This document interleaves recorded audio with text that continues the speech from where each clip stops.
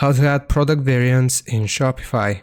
So here from the home page, we're simply going to click on product from the left hand side and then choose the product for which we want to add variants. I will do this one as an example here.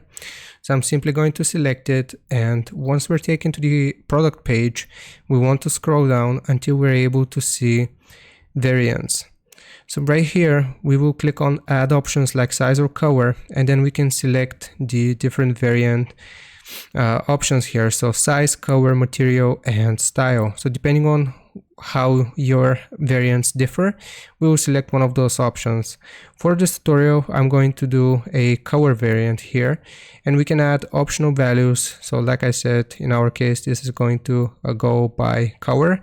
So I'm going to write white as an example here.